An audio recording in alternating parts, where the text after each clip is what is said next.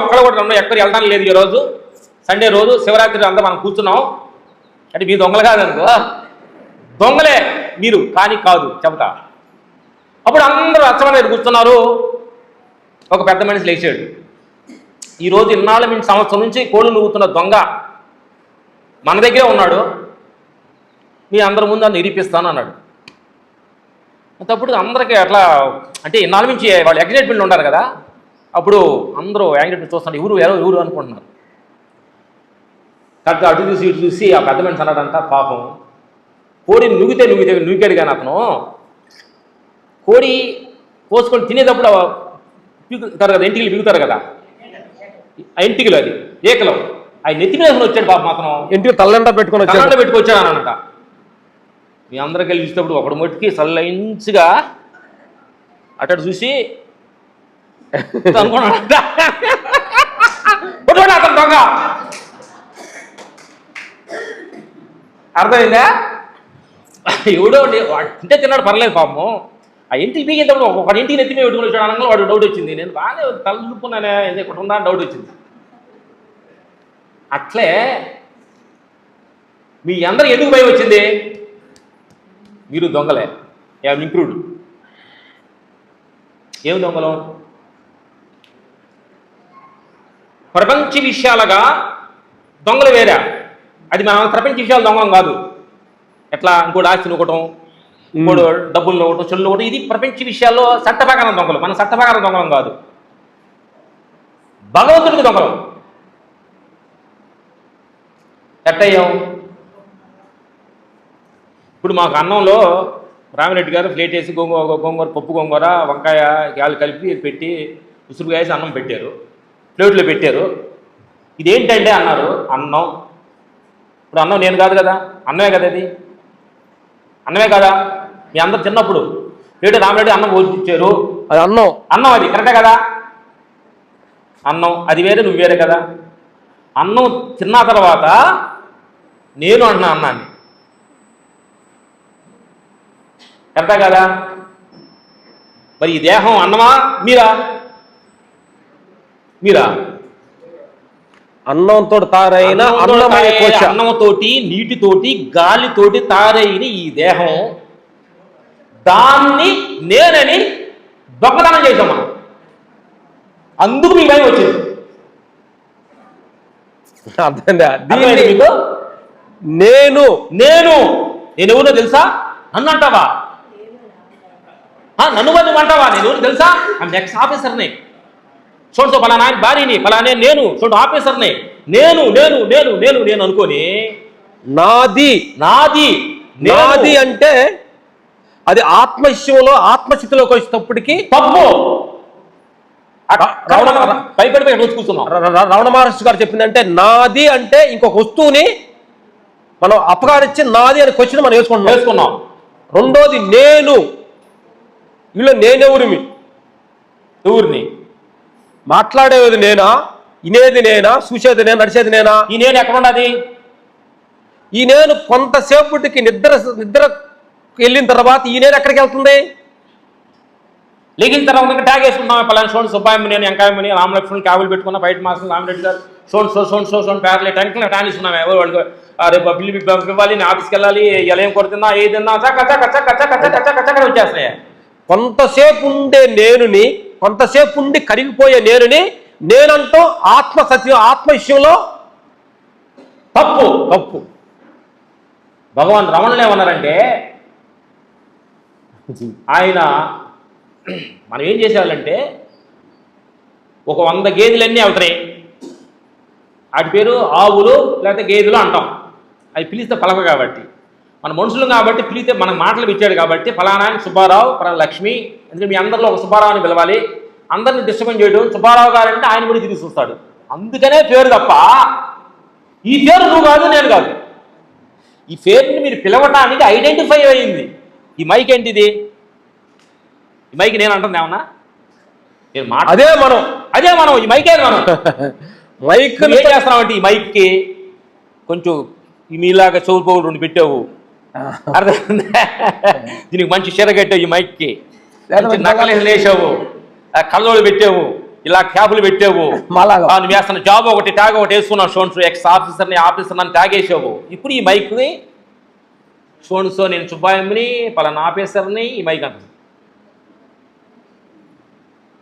అంటే దీనికుండా జ్ఞానం మనకు లేదని అర్థం. ఏది ఈ మైక్ అంటలా నేనని, మరి నువ్వెట్టంట? కానీ మైక్ను పట్టుకొని మాట్లాడదాన్ని వదిలిపెట్టి మైక్ నేను అనుకోవటం.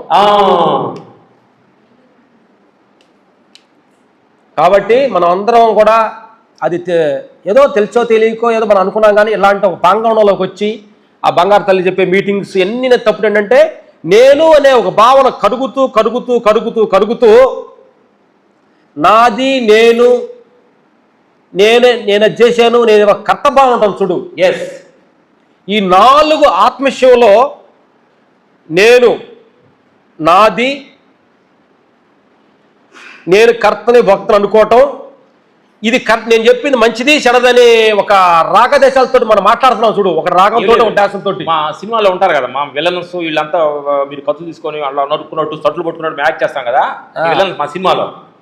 కట్ అనగా ఎదురు కూర్చుంటారా, ఏంటి బాబు ఏంటి జోకులు వేసుకుంటారు. విలన్ హీరో ఇద్దరు జోకులు చైర్లో కూర్చున్నాడు, జోకులు వేసుకొని చిన్న ప్యాకెట్ ఆడుకుంటూ చీర తాగుతూ సరదాగా ఎలా ఉన్నాయి బాగున్నావు అనుకో.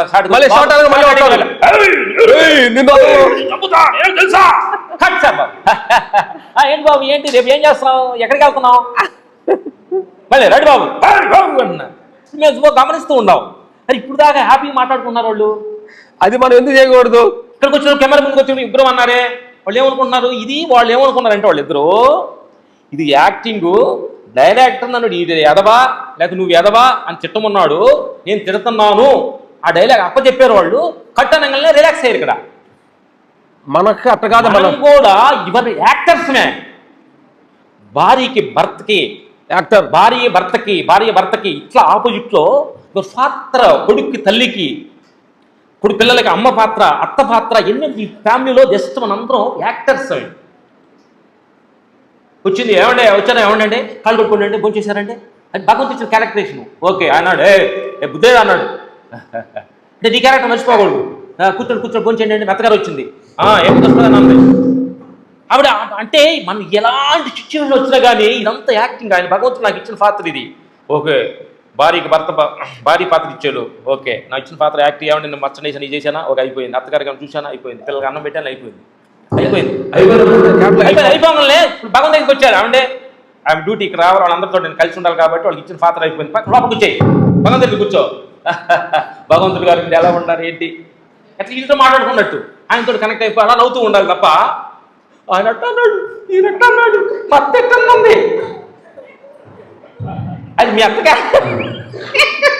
అందుకని మేము చెప్తామంటే ఈ 3 పాత్రలు మనం డైలీ మనకి అంటే ఈ మానవ జీవితంలో దేహం వేసుకొచ్చాం కాబట్టి సంసారం, ప్రపంచం, దేహం, ఈ 3 మీద మేము ఎక్కువ ఫోకస్ చేసి ఈ మధ్య మేము ధ్యానం జరుగుతుంది. ఈ మూడింటిని కానీ విషయాల్లో కానీ మనం పర్ఫెక్ట్గా వీటి గురించి అర్థం చేసుకుంటే ఎంత కూడా జీవితం అతి తేలిగ్గా సునాయాసంగా జీవితాన్ని గడపచ్చు అనేది మేము తెలుసుకున్న సత్యం. ఇది మొన్న కూడా చెప్పడం జరిగింది. ప్రపంచం ఒక సింహం, దేహం సంసారం 2వ సింహం, దేహం 3వ సింహం.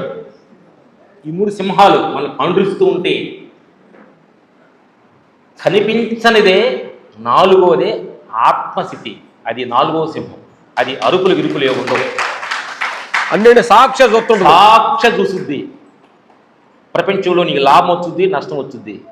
ప్రపంచ విషయాలు నేను పొగుడుతారు, ఆఫీస్లో ఒకరోజు తిడుతుంటారు, నిరంతరం మారుతూ ఉంటుంది. ఓహో, ప్రపంచం అంటే నిరంతరం మారేది, అంటే ఒకే రకంగా ఉండదు. ఓహో, లాభం వస్తుంది, బిజినెస్లో నష్టం వచ్చింది, పొగుడుతారు, తిడతారు, నిరంతరం ఇది ఓకే.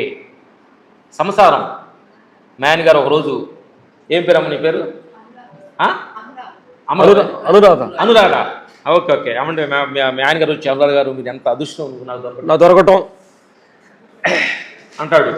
ఒక 10 రోజుల తర్వాత ముందు చూసుకున్నా నా కర్మ అంటాడా లేదా, మనసు లోపల తిట్టుంటాడా లేదా, అంటే మాకు జరుగుతుంది, మీకు జరగకపోతే ఏమో. మావిడంతే 2 రోజులు అసలు అట్లా నువ్వు ఏమంటే నువ్వు దొరకటం నాకు దైవలాగానే అంటావు. ఏదో నీకు ఏదో కరెక్ట్ అయినా నీకు కరెక్ట్ కోఆపరేట్ చేయనప్పుడు, మాటకు మాట అందించినప్పుడు, అంటే తిడితే ఏమని అనుకుంటా మొదటి నువ్వు చేసుకున్న చూడు నా కర్మ అని మనసులో అనుకుంటారా లేదా? నిజం మాట్లాడుకున్నాం. ఎందుకంటే ఇది ఇది బాగా నిజం మాట్లాడుకోవాలి. అంటే నిన్న ప్రేమగా పలకరించిన నా భర్త ఈయన ఎందుకు కోపడుతున్నాడు? మారుతుంది.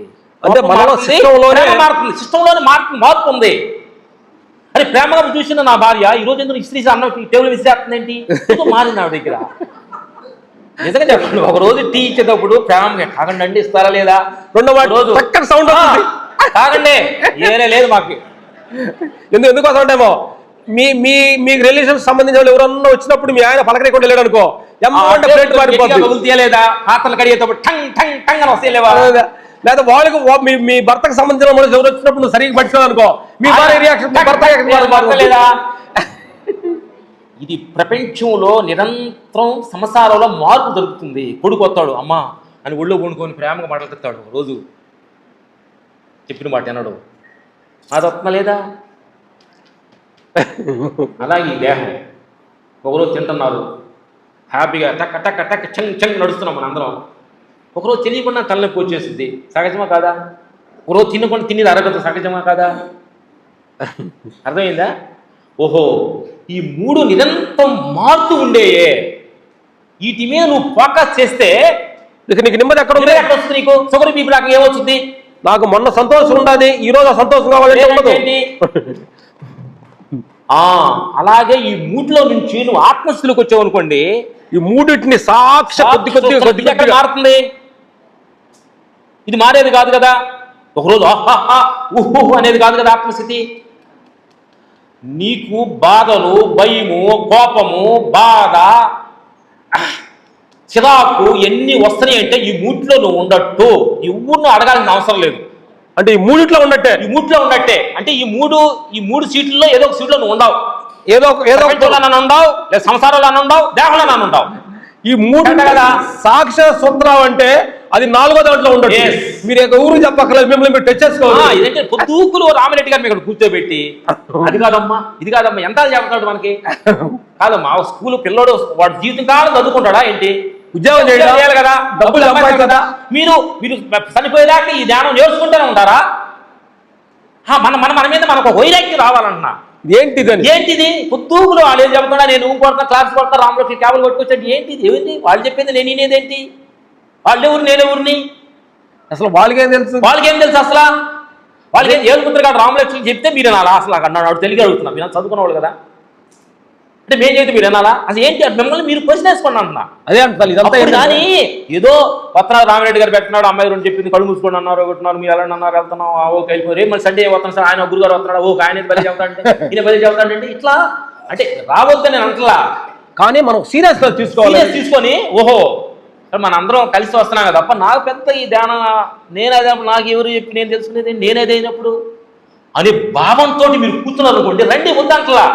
నేను రామరెడ్డి గారు అంట నీకు వచ్చేవాళ్ళు జడగొట్టేట్టు ఉండాలనుకుంటాడు.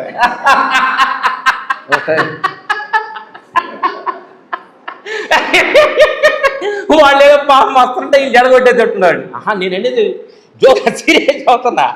ఈ అన్నాళ్ళు కాదు. ఇదేంటంటే మనం చెప్పుకోవాల్సిందంటే ఇదే ఇష్యూ బుద్ధుడికి ఇల్లు నుంచి వెళ్ళిపోయి లోక చేస్తున్నప్పుడు పాట పాడతా. నిన్న మేము ధ్యానం చేసి గుర్తొచ్చింది. ఎన్టీ రామారావు పాట ఒక సాంగ్ ఉంది. గుడివాడ వెళ్ళాను, అది గుంటూరు పోయాను, ఇజివాడ వెళ్ళాను, ఏడకెళ్ళినా ఏడ చూసినా ఏదో కావాలన్నారు చచ్చినోళ్ళు. లేదా సాంగ్ ఉంది, పాత సాంగ్. అప్పుడు నాకు అనిపించింది మనం చేస్తున్నది ఏంటి?